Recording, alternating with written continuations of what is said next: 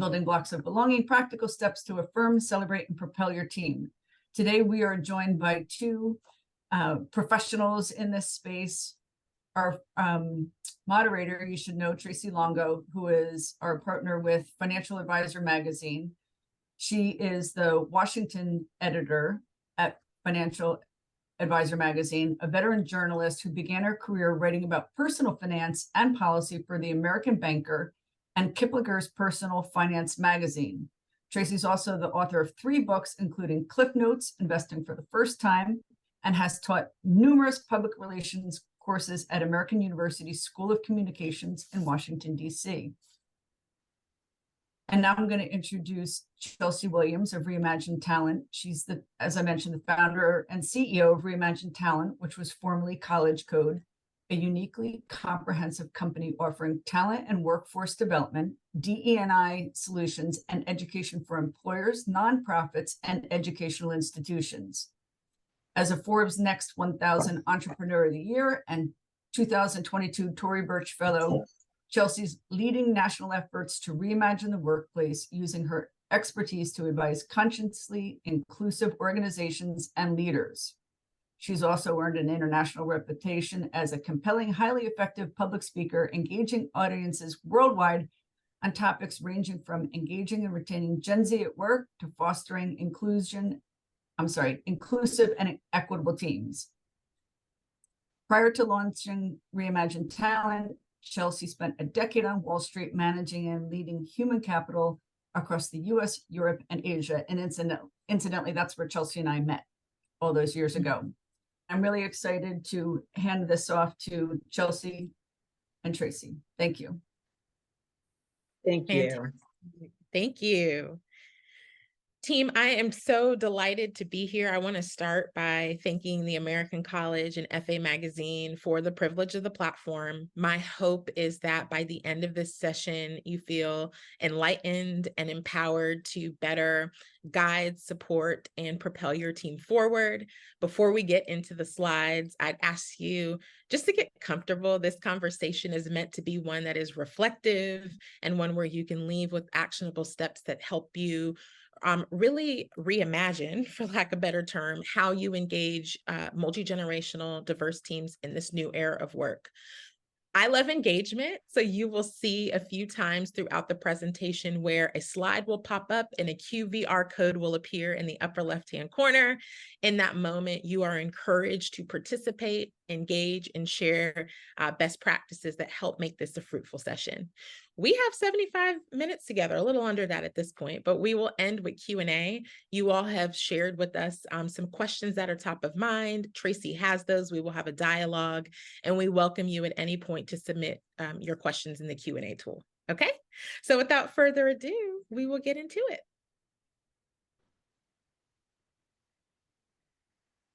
So let's start a little bit with this conversation on why belonging and why now. It's likely many of you here have heard DEI, DEIB, DEIA, diversity, equity, inclusion, belonging, accessibility, but maybe you have not heard or thought about this concept of belonging. Something that I would say that each and every person breathing wants to experience. Some of you might be saying, is there a place for a conversation on belonging in workplaces? We've got money to make. We've got opportunities to launch. We've got innovation that is waiting on us. And by the end of this, I want you to understand belonging as a foundational pillar for how you manage and lead your people today. So by the end of this, you're going to get some steps to help you affirm your team and who they are, celebrate your team on where they are, and then propel them to new heights.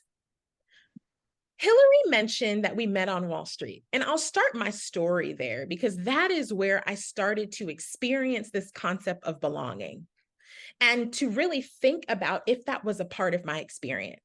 I left Raleigh, North Carolina, my hometown, to head to Spelman College, a historically Black women's college in Atlanta, Georgia.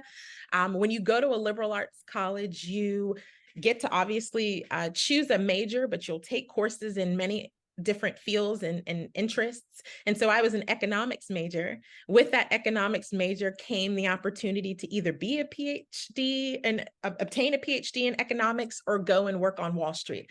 Well, I didn't want to go the PhD route, so Wall Street became my second option. So I started my career with a few internships on Wall Street, left Atlanta to head to New York City to work at Barclays. It was in that moment of being a first-generation college student and a young Black ambitious woman heading to the big city with no family or friends that my career, my work, my team became in very many ways an extension of my community. I can remember like it was yesterday, starting my graduate program at Barclays, rotating through different teams and divisions, trying to get a sense of the pace of this new environment, this new industry, this new global organization, and sitting there thinking to myself, is there a place for me here? Because it was in that moment where I found myself navigating the 2% of Black women who were at my then firm. I can remember where I asked myself if I belonged as I engaged different managers and leaders. Most of us here can think about our best manager and probably our worst manager. I can see those two faces in my head right now. I'm thinking about one of my managers, Kelly, who was the first person who brought me along on this journey of exploration and support and providing me the opportunity to be in spaces and places that I had not had exposure to given my background. Belonging, something that we might not be able to necessarily say that we can make someone feel 100% comfortable in, but one that as managers and leaders, we can demonstrate actions and behaviors that amplify people's experience. And so Kelly, for me, was the bridge to belonging. And today we're going to talk about how you can be the bridge to belonging at your organization. There are three core messages I want us to leave with. I want us to first understand increasing diversity without increasing inclusion and equitable opportunities is a costly affair. Today, there is a cost that expands beyond the bottom line. It also costs us our talent, our people, their retention, their engagement. And so we're going to talk a little bit about how you might be sitting in your seat right now and say, I've got a diverse team. Wonderful. They're bringing different ideas and experiences. But my second question to you would be, do they feel included? Are there opportunities being extended to them? Because where that is harnessed, belonging typically will exist. Point number two, inclusive and equitable spaces do not just happen. With intention, we create them. There is no checklist for this. There is no magic pill for this. Now, I wish there was a checklist. I would be a very wealthy woman because everyone and their mom wants a checklist for how to be inclusive and equitable. They want to know the steps to take to foster connection, collaboration, and well-being. But today we're going to talk about the intentional practices day in and day out that can help you build belonging amongst those you manage and lead. Final piece, belonging is where intentional diversity, equity, and inclusion collide. I started off by saying it's likely you've heard DEI, DEIA, but you might not have heard of this concept of belonging. We believe at Reimagine Talent, when we are mindful and we celebrate diversity, when we build inclusive spaces where people feel welcome, valued, heard, and respected, and when we ensure that there are fair opportunities for people to gather the resources they need to thrive, belonging can harness, and that can be a part of the fabric of teams and workplaces. In our time together, we're going to do a few things. I'm going to highlight what's happening around us because now more than ever, it is vital that managers and leaders be aware of social, environmental, and political realities, because guess what? That is now a part of how people are navigating through this work-life integration that has happened over the past few years. We're going to talk a little bit about the foundations of belonging, which really focuses on understanding how to build strong, diverse, inclusive, and equitable teams. And by the way, in this conversation of belonging, each and every person on your team, this should be a part of what we're considering for them. So there is no exclusion of individual where belonging happens. And that should be bringing us into the conversation. I'm going to talk a little bit about the 3 C's of belonging. How do we create the space for your team members to feel that this is a worthy place for me to be able to grow my career and make an impact. And then we're going to end with some practical steps and Q&A where you can ask the questions that are on your mind. What I always like to say when we're doing these webinars, most of us have been there, done that. A few years in, we feel like we're pros at engaging and participating in webinars, but I do like to set a foundation so you are mindful of what to expect. For one, I want to ask you to be present and to engage for whatever time you're able to be here and to contribute. I want to challenge you to seek to understand. That means that if we're feeling in a slide or in a conversation discomfort, let's lean in.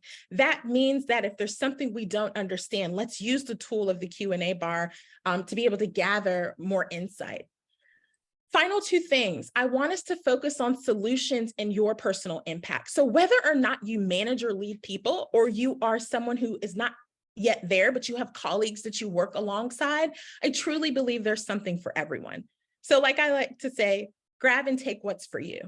Finally, I want us to be accountable for what happens after this program.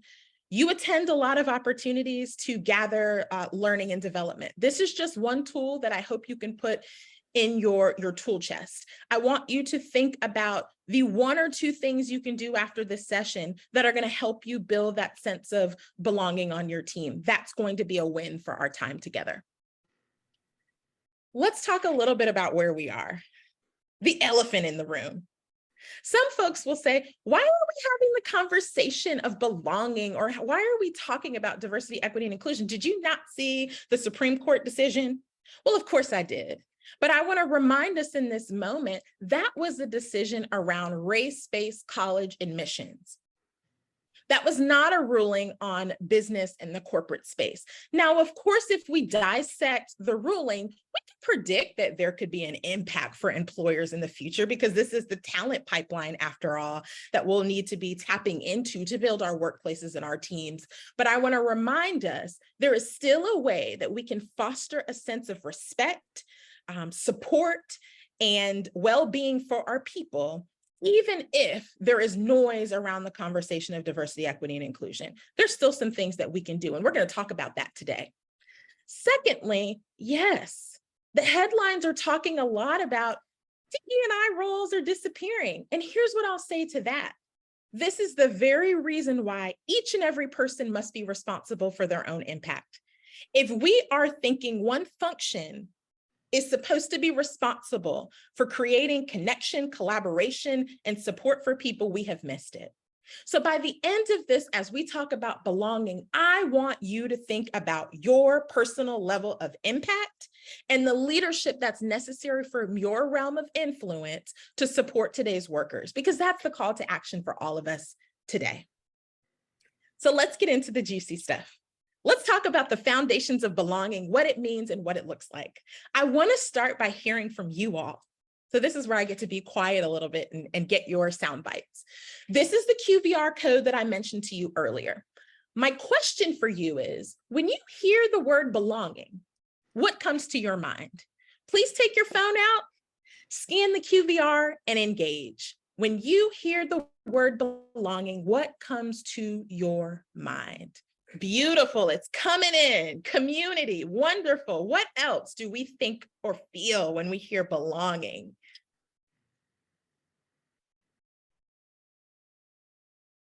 Connected, thank you, love it.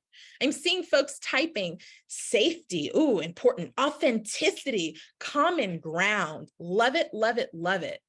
Safety, again, the larger it is, the more it's the response. So safety is a big one that we are talking about, thinking about. Comfort, being part of a team, feeling connected, your self-worth, your value. Fantastic job, participants, all of these. Feeling a sense of respect, that comes up a lot. Am I comfortable? Can I speak my truth? Really, really great. I appreciate this opportunity for you all to share some of the things that are top of mind to you. And let me say this, some of this will come into the content later. So, stay connected.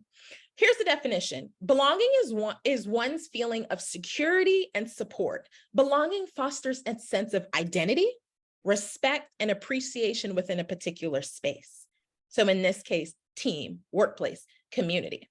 Now, there is a conversation that's going on around, is it an organization or team's responsibility to have someone experience belonging? Should I be held responsible for Tracey or Hillary experiencing belonging? Because at the end of the day, someone must say, I either experience belonging or I don't. We can't necessarily say that for others. That's true. But what we can do is model, harness, create environments where someone can look up, look around, reflect, and say, I feel I belong here. That is something a manager has more jurisdiction over than they might think. And so we'll talk a little bit about what that looks like in the day-to-day. But I want to take a step back before we get into the workplace, and I want to humanize this conversation. Because as I said earlier, there is not a person breathing who I don't believe wants to experience belonging. So I'm going to ask you some questions, and I want you to think about your lived experience. Here's my first question for you. Can you recall a time in your life where you attempted to hide a disability, seen or unseen, to avoid bias, judgment, or discrimination? Can you recall a time in your life where your physical body composition negatively impacted your ability to navigate a space or place? Can you recall a time in your life where you experienced bias or discrimination because of a relationship in your life? Can you recall a time where you experienced the beauty of representation? I think about, for me, what it looks like when I step into my local Target.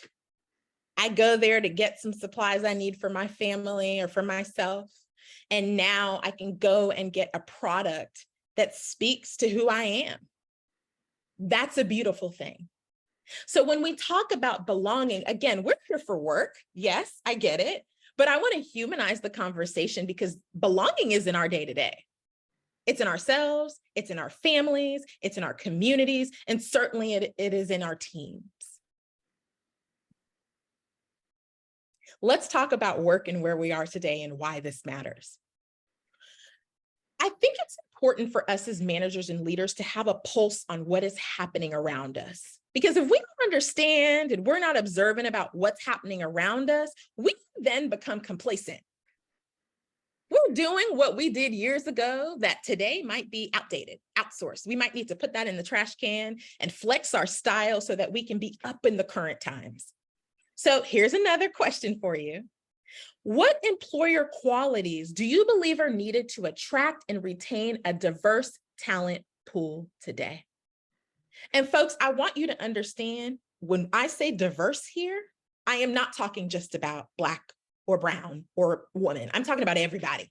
So please respond. What do you believe is important for employers to focus on as we attract and retain a new pool? I'm going to give you 20 seconds to respond in the chat, or excuse me, on the slide in the QVR tool.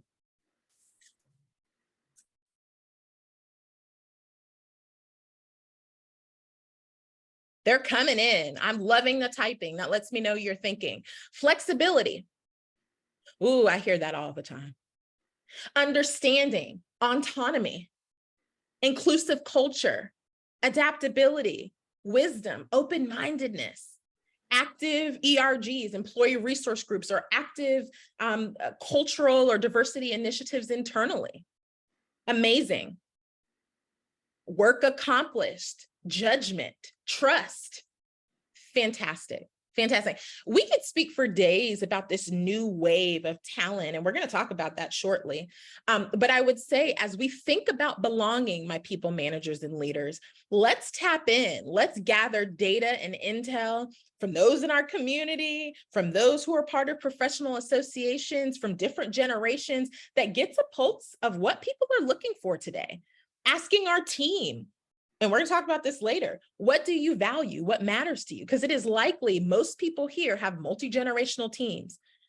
racially diverse teams, gender diverse teams. And we want to understand that as we think about how to foster a culture where people feel they belong. Got a second question for you. If you manage people, this is particularly for you. We were talking as we prepared for this session around the many challenges that managers and leaders are being faced with today as we think about people. And so I want to make sure that we hold space for what's top of mind for you.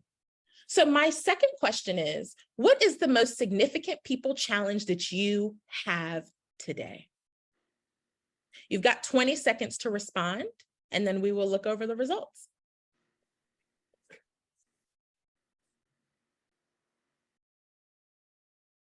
Significant challenge. I know there's many, right? Some of you are putting other. If you're other, I want you to share with Tracey what the other is so we can get the qualitative piece of this. But I'm seeing inspiring my team, providing resources to my team, communicating with my team. I'm not seeing any retention yet, okay? I'm going to give us 10 more seconds to respond to this vital poll question. What's the most significant people challenge you have today?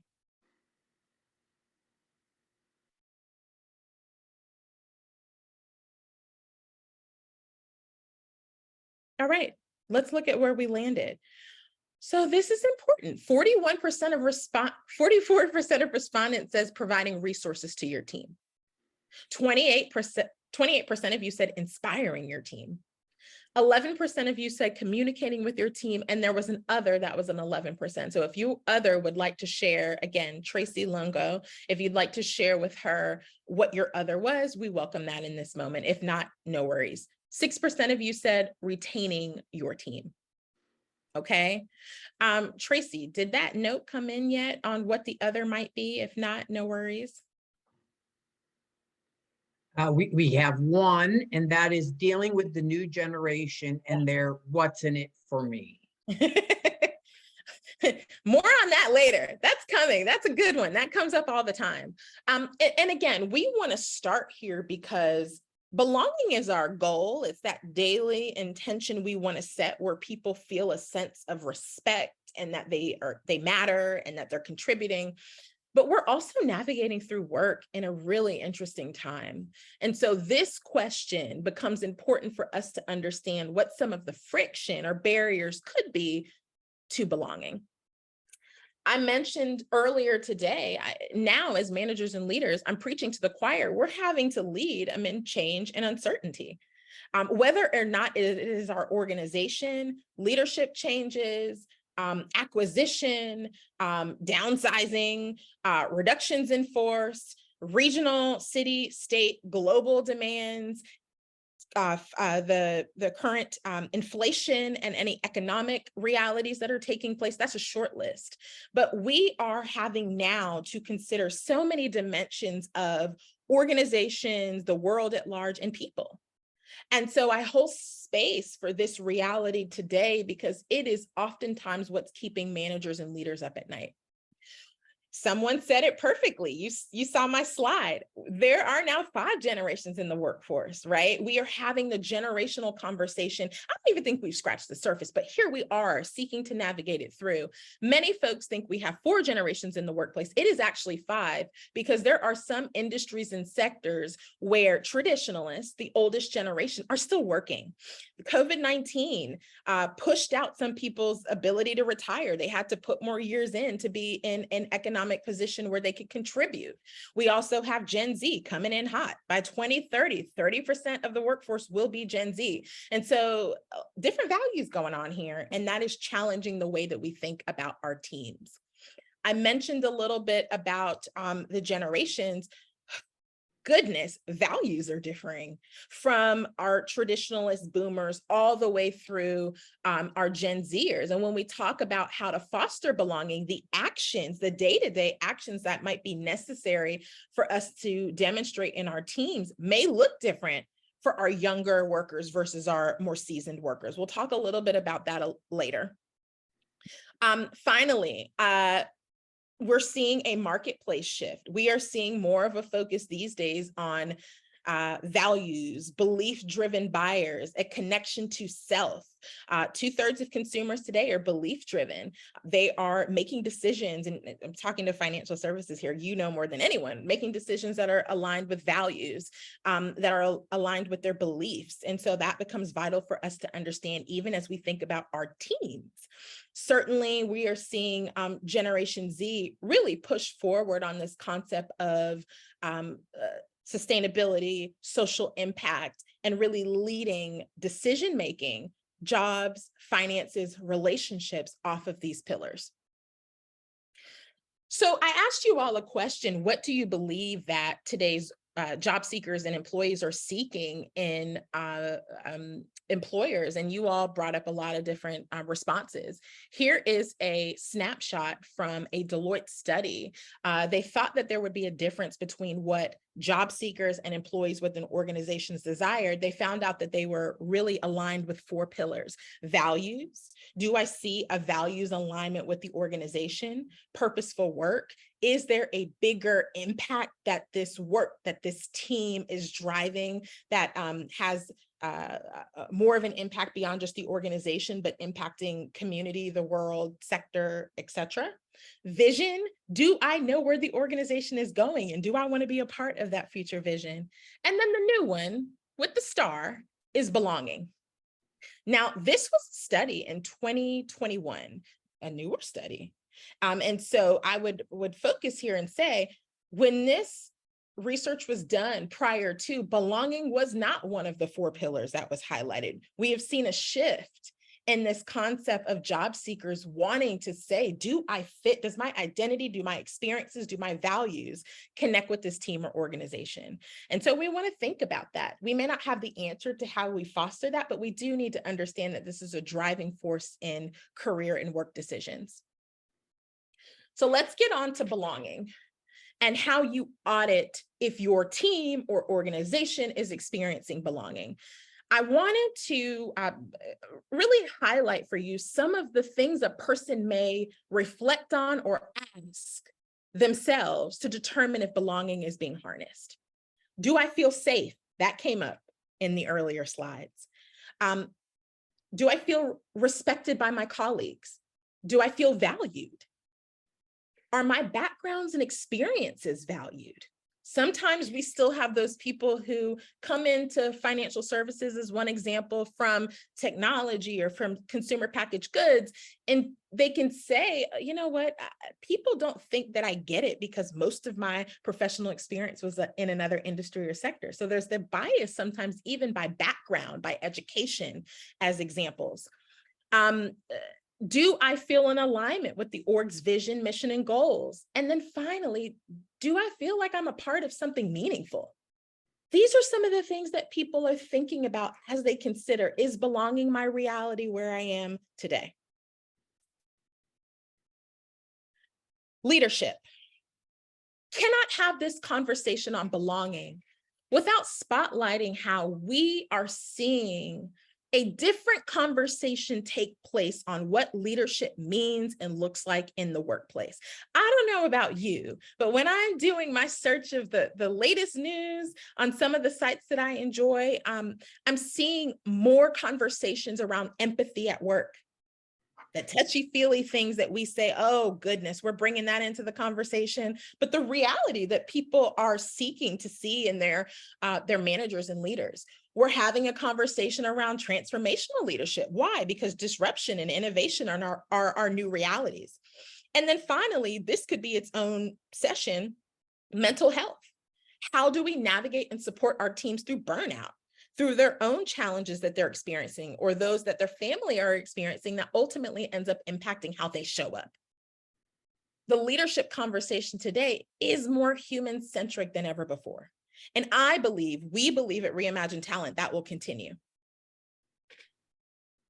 I had to give you something that I thought was important. When I think about the leadership conversation and the barriers to building belonging, so often I will hear a leader say, back in my day, or a manager, when I was coming up.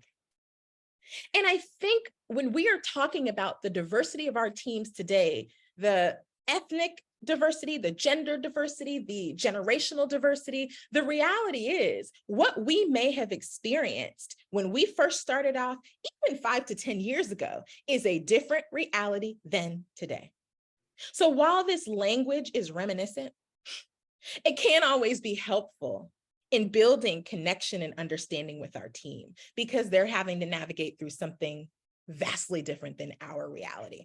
And so this is something that I would state with this group because we hear it often, but when we're talking about trust and when we're talking about having a manager or leader who seeks to understand back to the norms, this is something we want to be mindful of.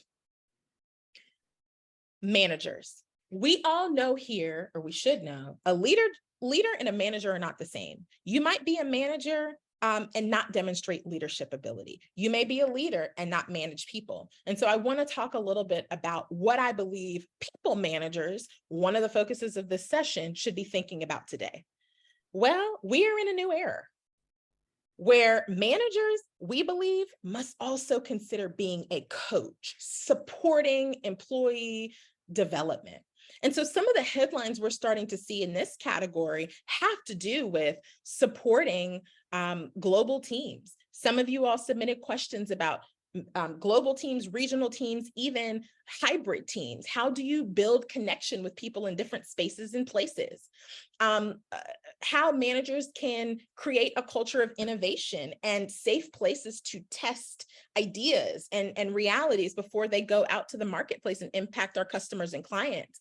And then finally, how do we consider career pathing for our top talent? How do we keep them engaged at a time where maybe what worked in retention is no longer the reality? And so managers as coach really put themselves in the seats to be able to support the development and next step skill building for their people. Vital for us to understand. Why? Because 50% of employees today quit their bosses, not their jobs. We've heard it before, but now more than ever, it is the reality.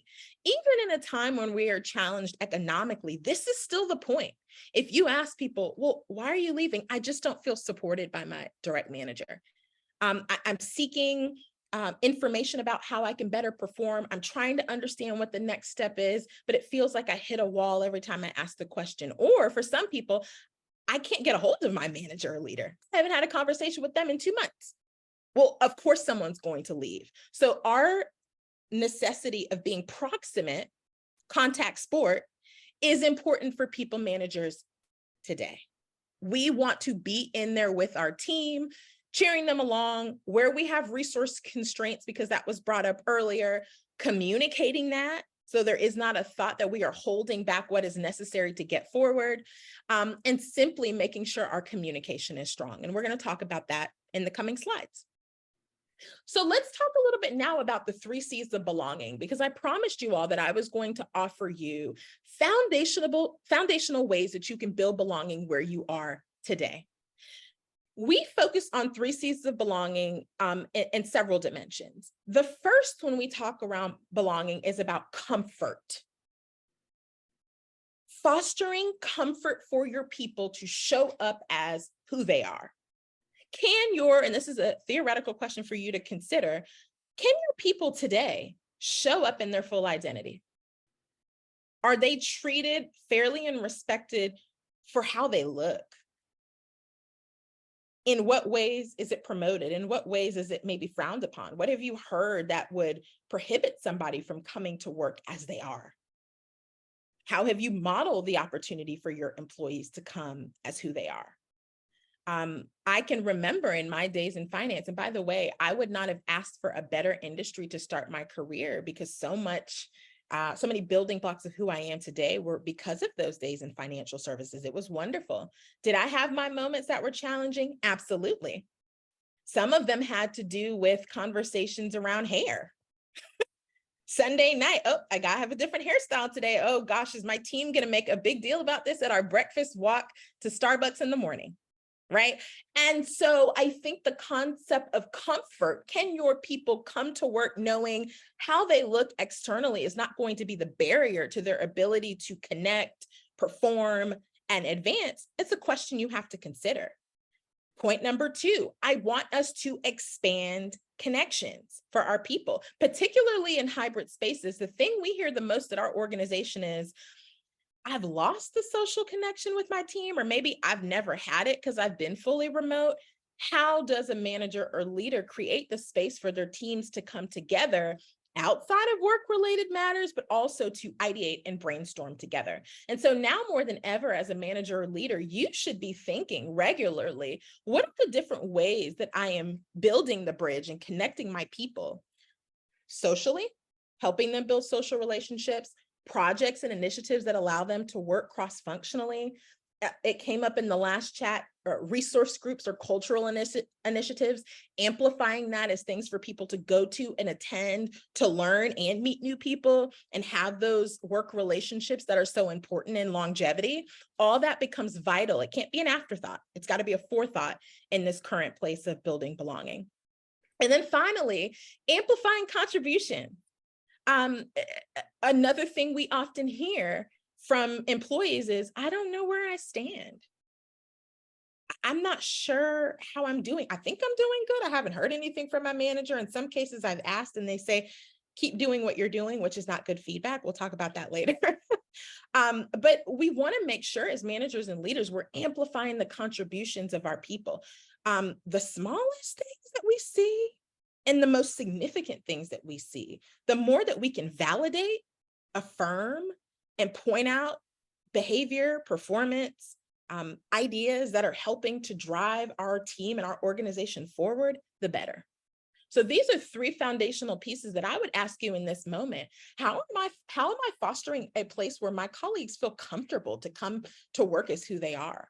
How am I proactively being a bridge to connections and other opportunities beyond our team? How am I making sure that I'm amplifying the contributions and impact of my people, speaking for them when they're not in the room? Publicly in our team meetings, calling out those who are really making a difference in a really challenging time. All of that becomes vital if we want people to experience belonging. So we can get now into the actionable piece, and soon we'll go into Q&A. It'll be here before we know it, so feel free, go into the Q&A feature and share the things that are coming up in your mind and in your heart so we can have a candid discussion. Question for you. Yes, I'm keeping these coming because they're a great way to pulse you. I'd love to get a sense, now that we've talked about belonging and I've warmed you up a little bit, how would you rate your current intention to build a culture of belonging on your team? We've talked about it. How are you doing? Do you feel that you're very intentional? Are you intentional in most ways? Are you intentional in some ways, but you're saying, Chelsea, I've got some work to do? And maybe you're not intentional. That's why you're here today, because you want to center this as we go into the future. Please be transparent and honest in the response. I'm going to give you 20 seconds and we'll talk about it.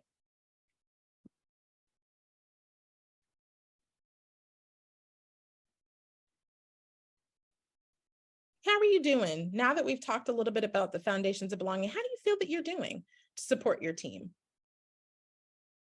Okay, so some of you have responded. Some of you have said you're intentional in most ways. It's something that you think about, but of course there's more opportunities for you to do more. Some of you have said you're very intentional. Those of you who said you're very intentional cannot wait to hear some of the things you're doing that are pushing the needle forward. Some of you said you're not intentional, but that's why you're here, and I love that. And then no one said that you're intentional in some ways, which is fantastic. So let's talk a little bit about the practical piece now. For one, we are being challenged to embrace a new era of work. When I say a new era of work, we've talked about it already, but what does that mean? Belonging, that's the whole focus of this conversation today. Growth mindset, now more than ever. I can't tell you how many hiring managers will tell me, I have all generations asking about what growth and what next steps look like, right? Inclusion, do I experience that where I am? Flexibility, that came up earlier. Benefits, we're obviously seeing expanded benefits to meet the reality of people today. Again, that's a whole nother conversation that's different than a decade before. Rewards and recognition, and then this sense of purpose. And so hybrid work obviously is the call out here that is the underlying piece of all of this that we've got to consider as managers and leaders. And so I want to talk a little bit about hybrid work because that was a big question that came up. Where does the conversation of belonging fit in with this new hybrid work model that we have? There are three things in our work with organizations and teams that have become clear necessities for supporting hybrid work settings. Number one, we must define expectations to reduce assumptions.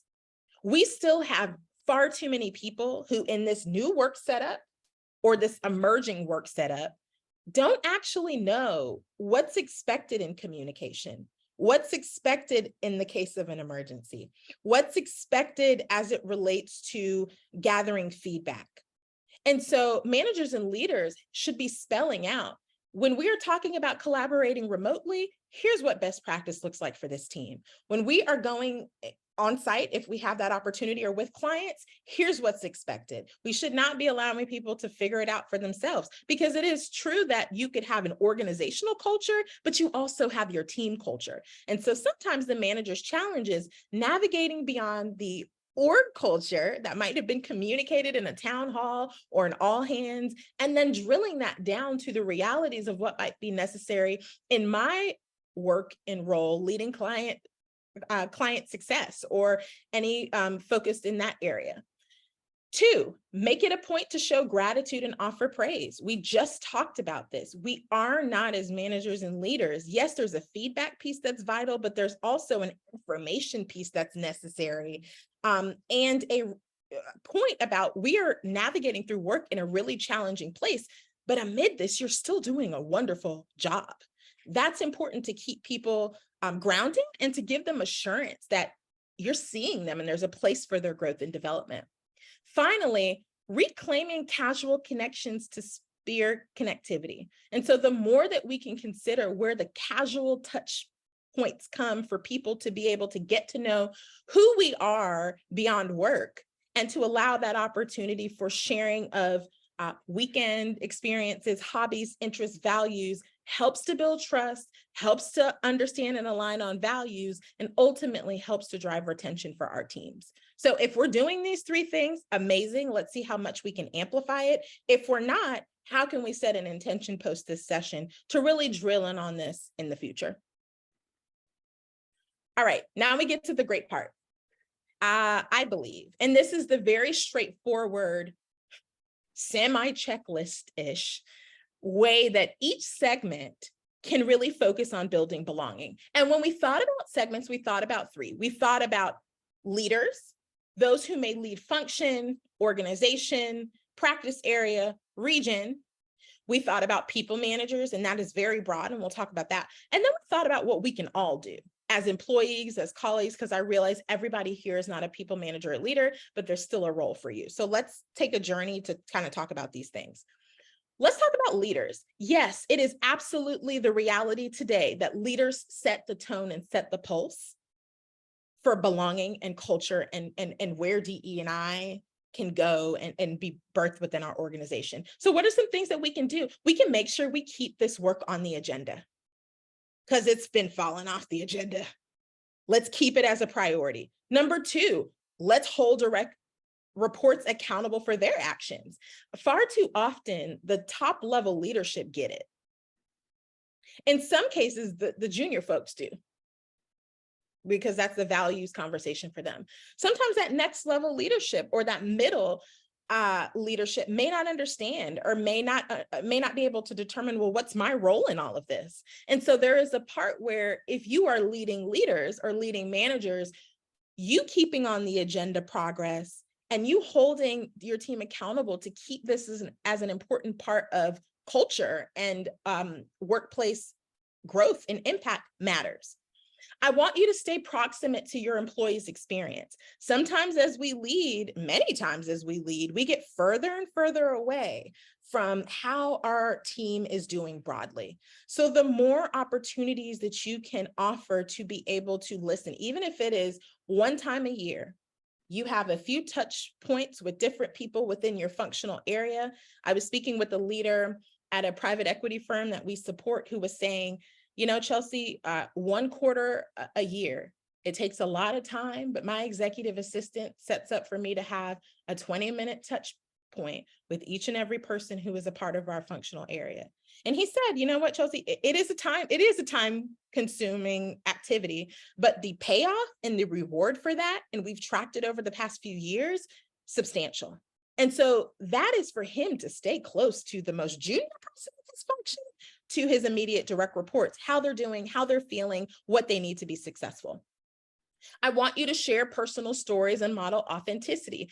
Again, so often we hear, I know my leader supports culture. I know my leader supports diversity, equity, and inclusion, but I just need to know a little bit about who they are, because I'll open up and share who I am when I understand who they are. And that can be challenging for leaders, because there's often this, let's say it, there's this face and there's this persona that we need to show up as, but we can still model authenticity and vulnerability to build connection. Final two are just supporting the work that might be existing in your organization already. Still relevant to be a visible, active ally, to show up to the events and programmings that are happening. We are about to step into Hispanic Heritage Month, right? You have an opportunity to be there, to listen, to learn, to engage, to support. And then you want to partner with people and culture leaders who are really the architects of this work, but they're not the only ones who should be driving the work. And so the more you from your function can partner and be a resource, the more we can see sustainable progress. Moving along, what can managers do to drive belonging? Managers in the house, this is for you. These are the tried and true 5 things that I believe are going to help propel you to the next step. Number 1, provide regular, clear, actionable feedback. Because when people get feedback, even if it's uncomfortable for them, you are making deposits in their growth and development. They may not see it then, but in the future, they will be able to see and say, I'm so happy that that information was given to me so I could work on it. And I am where I am because I received feedback. But it must be clear, and it must be actionable, and it must be regular. Publicly credit the contributions of your team. We've talked a lot about that, but we want to make sure that we're amplifying great work. Empower your team to make decisions. We were with a major sports league in Miami a few months ago, and one of the leaders of their functional area said, I have stopped making myself the sole decision maker for big initiatives for our work. Now I get my direct reports in a room. I say, folks, here's what we are having to consider through. I trust your judgment. Ideate on this and come to me with what you all suggest as the pathway forward. Delegating and empowering to your team to help support initiatives is powerful. And then finally, I want you to be a champion for change and innovation. For many of us, we still don't like the conversation of change. We're humans, we're creatures of habits. But the more that we can understand in this current world of work, change is really the norm and the reality. And we can start to build that muscle of critical thinking and problem solving, the more we're going to be setting up our people and our teams for future success. And then finally, this was an employee suggestion. We post employees on some of the things that their managers don't do that supports them. And many folks said, I don't always feel when I go to my manager for support with an issue that my challenge is addressed. Sometimes I feel like I share it, but I don't get a follow-up on the progression of the matter that took place. And so I'm left in the dark, and I appreciate their ear, but I worry, will this happen again? Will this situation come up again? And so the loop back with your people when they come to you for a concern, vital, because there is a level of trust that they have to work up to come to you with an issue or challenge. And so the way that the trust is reciprocated and where they feel safe, psychological safety, is when you follow up with, okay, haven't gotten anything back yet from the person who I escalated this to, but I'm on this. This matters to me, and I will follow up with you as soon as I get information. That's important. And so these are some practical things I would ask you in this moment. Are you doing this? What's the one on the list where you say to yourself, you know what? There's an opportunity for me to really focus on this in this final quarter of the year. Take the action and see where it gets you and your ability to build team rapport. We're getting towards the end. I think about the concept of you all as managers and leaders, putting yourself in the shoes of what is likely taking place in your teams and organizations. I want you to consider a what would you do moment. You've probably seen the TV show, What Would You Do? That documents crazy things that happen and how people might react. Well, I'm going to ask you, what would you do? If you witness the continuous mispronunciation of a direct report on your team's name in client meetings, how would you respond to that issue? You have a standing client meeting that takes place weekly. You have your direct reports join you, and one of them sits in the meeting. She has shared her name and spelled her name multiple times to the clients and the team, and every single week the name is butchered. And she doesn't say anything. She works up her ability to come to you and say, hey, this is happening and I've tried to address it myself. Can you please step in, because it's really making me not feel that they respect me? What would you do? What would you say? I want you to think about it, your true, honest response. So often this conversation around name, or I'm being called another person in my organization or team, comes up, and managers can be stumped about what to do. And so we created a tool called Point It Out, Check It Out, Work It Out. And it is really guided language that helps us have conversations on exclusionary behavior that might be taking place in our team or workplace. Point it out. So if you are seeing this happen to a client or another team, it appears my colleague Angeli has mentioned how to spell and say her name in team meetings, and it's still being mispronounced. Check it out. I imagine that this doesn't make her feel as though she is respected and a part of this team and this important work we're driving forth. Work it out. As the manager and leader of this team, what I'd like to request is that we can work together to make sure that we can get her name right, so that we can build that culture of connection that's necessary to support your organization to the fullest. People can say that feels, we're talking to a client or we're talking to another leader in a way that can make them feel bad. But what's worst? Because your colleague, when you respect, isn't actually feeling that he or she belongs on the team. And so guided language is really important to be able to, again, specify what the issue is, clarify how it's impacting negatively an individual, and then make a suggestion for future actions and future behaviors that foster belonging. This becomes vital in workplaces. Finally, I promised you all, we talk a little bit about what everyone can do to drive belonging. What are the things that are necessary for us all to do? You see here, I've got the Starbucks cup where somebody gets the name wrong every time when you spell it out, right? There's two main categories I think all of us can consider when it comes to driving belonging. First, being intentional about truly getting to know your colleagues.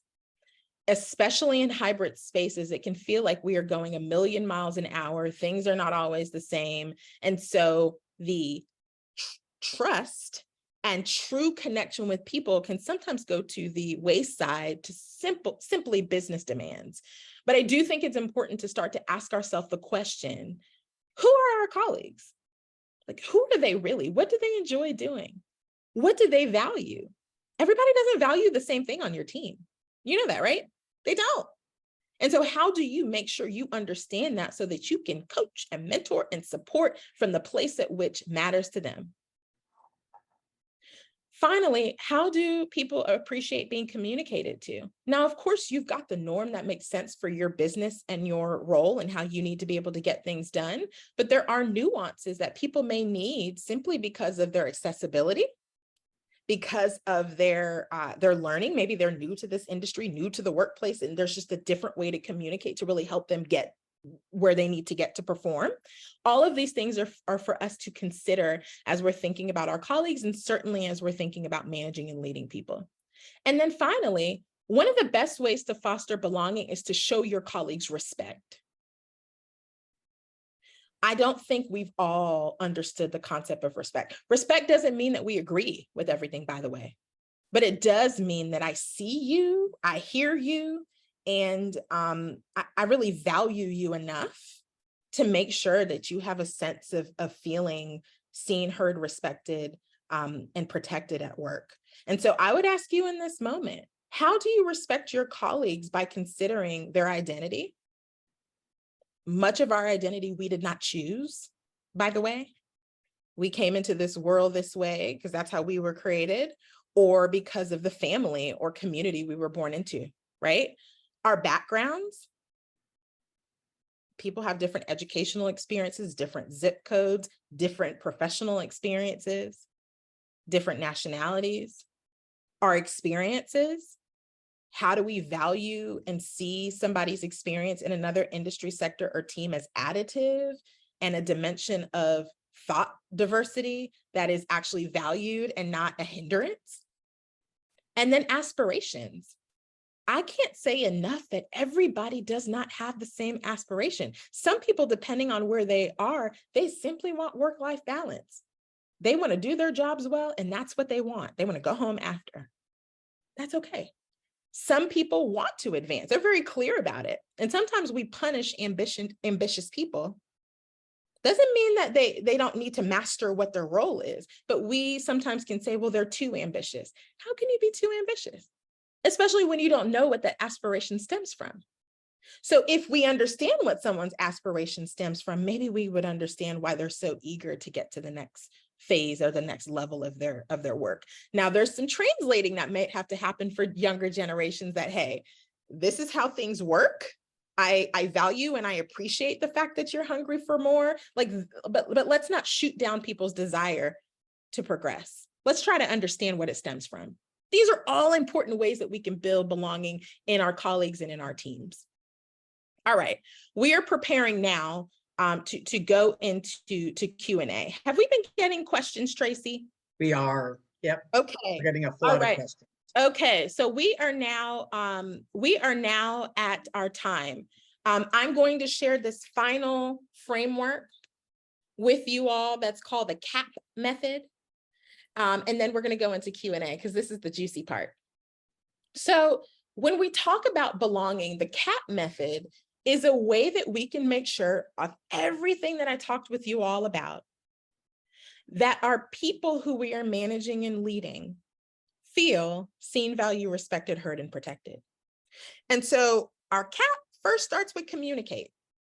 When we're seeking to build a sense of belonging, we want to make sure we're communicating. Typically, managers and leaders, people say, I don't know where our organization's going. I don't know how our function fits in with where we're going. We just had this acquisition. Where are we going? So the more that we can communicate vision, purpose, how to navigate through expectations of work, that'll amplify belonging. Point number 2, amplifying people's impact on our teams. The more that we can have our people be seen, heard, and valued for their contributions within our immediate team, within our function, and within the organization, makes them feel what I am doing day in and day out matters and is seen by my colleagues at large. Finally, protected. And I kind of talked about this when I mentioned making sure that employee concerns are addressed. If we want to build belonging, and we know that our people are coming to us with challenges that they are navigating through, and maybe you are the last trusted person that they felt they could come to and share what's happening. We have to make sure that we're harnessing for them to feel protected as they come to us with their challenges. So that means when they're sharing something with us, you may not fully understand it, but I'm hearing you. I'm hearing what you've said. I'm listening.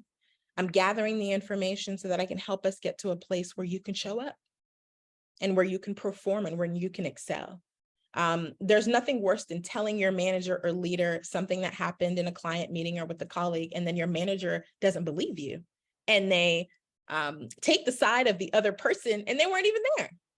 That hurts, and it doesn't build trust, and it doesn't make someone feel seen, valued, heard, and protected. So we're going to take a pause now because it is time for Q&A.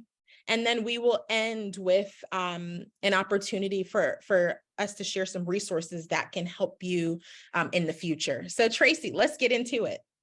Fantastic. Chelsea, thank you so much for that rigorous reality check and challenging us all. We all have our work cut out for us, I'm sure. So to get to the first question, Why should a company of hundreds or thousands of employees who has been in existence for a number of years bow down to a few people who demand change, such as a hybrid workplace, different bathroom policies, dress or appearance policies, etc.? Shouldn't new employees do their legwork and know the culture of a company they're applying to? Ooh, the questions are coming in hot. So, I would start by saying this. Yes, it is likely that you could be an organization that has been around for decades and years. I would say that people's experience at work, values at work, and desires around work have significantly changed.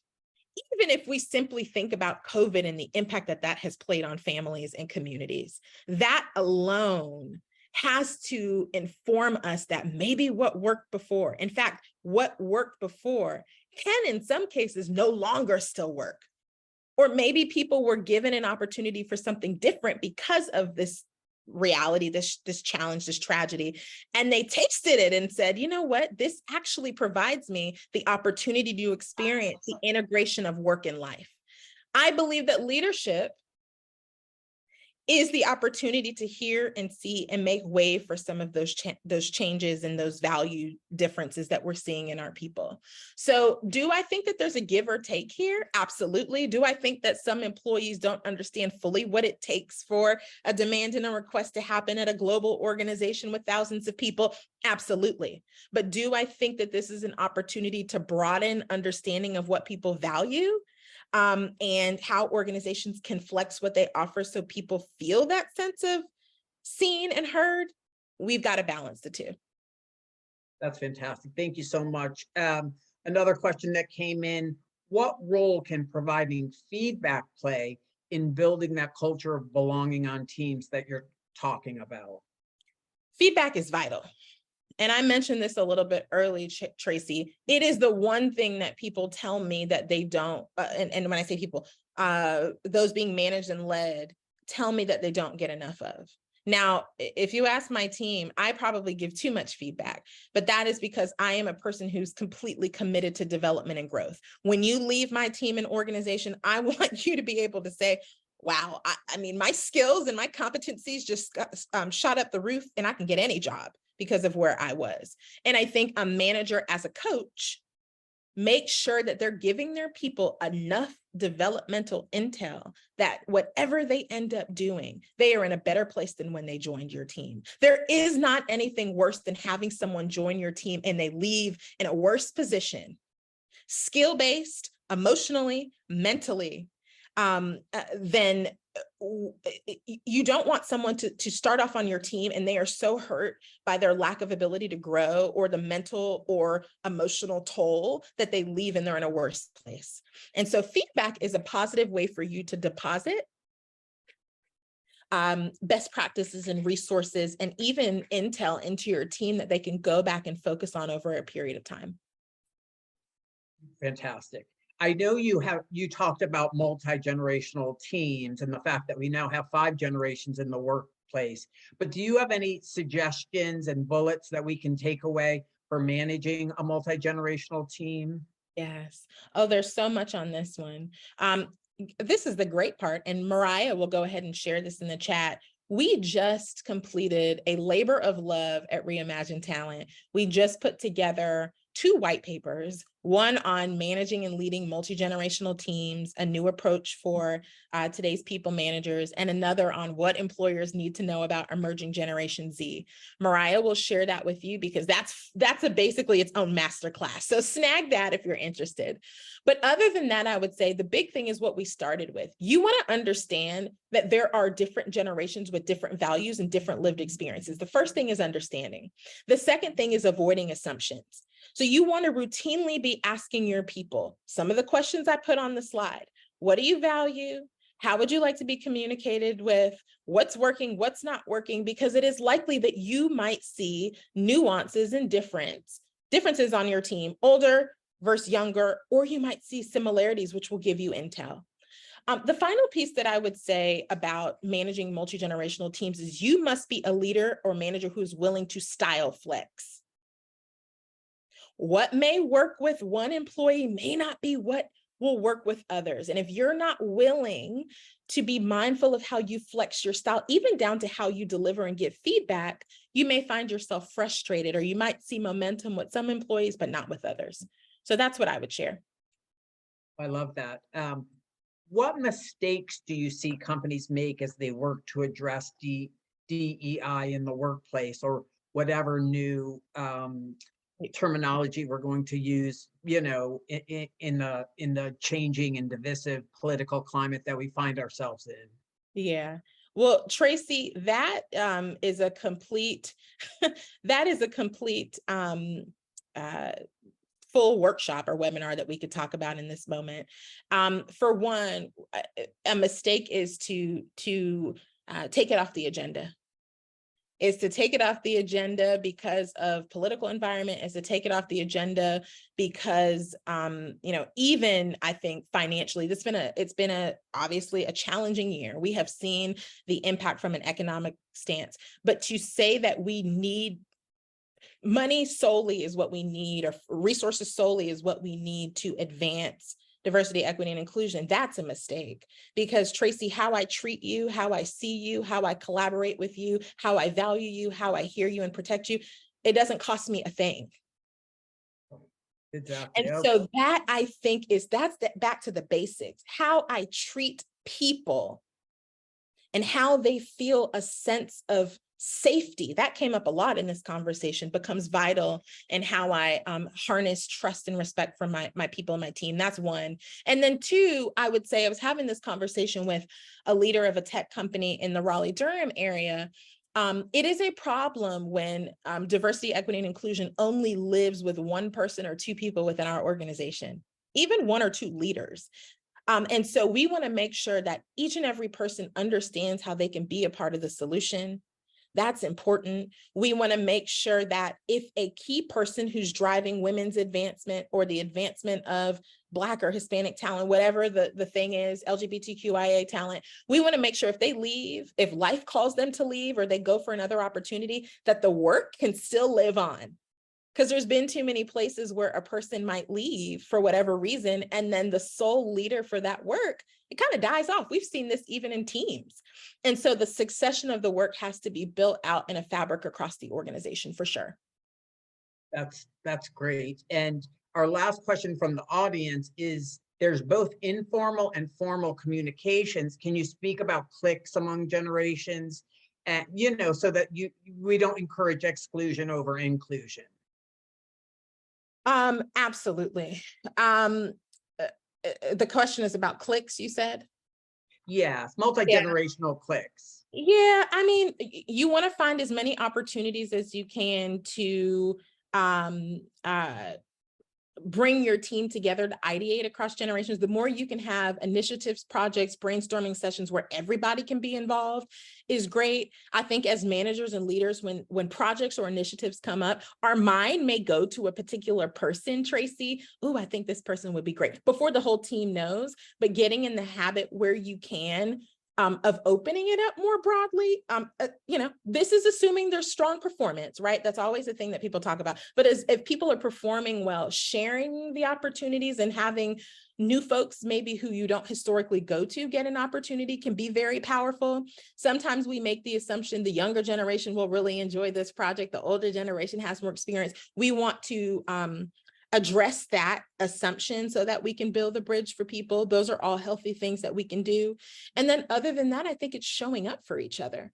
Because sometimes, and this comes up a lot, sometimes even for social events, we're starting to get back in person more. There will be some folks who will say, well, I can't make the 5 o'clock social hour. I gotta get home. You know, like, those are real things. And so thinking about the social connection moments we have with our team, are there barriers and restrictions that certain people on my team might not be able to make it to this? And so how can I flex when that's offered so that everyone feels there's something for me, are all intentional decisions that I think we have to proactively center. That's fantastic. Thank you. And thank you, Chelsea, for making our Women Working in Wealth podcast so rigorous and robust today. I have the pleasure of throwing this back to Hillary now. Yeah. And Mariah, if you can make sure that you quickly share ways to stay in touch with me, that would be fantastic. Well, Chelsea and Tracey, thank you for guiding us through this really important, engaging conversation. I love the interactivity. I walked away with some great ideas to help with engagement and belonging on my team and broader. Please visit Chelsea's website to download that. I downloaded the 2 white papers today and we'll read them tonight. I look forward to digging into those. Tracey, thank you. Everybody check out Tracey at FA Magazine. She is a good friend of the Center for Women, always jumping in to help us with our initiatives. Thank you all for joining us today. We hope that you enjoyed this webcast. We will have a recording of it. Stay in touch, be well. Thank you all so much today. Thank you. Thank you. Folks, thank you. Best wishes. Thank you, Tracey. Thank you, Hillary.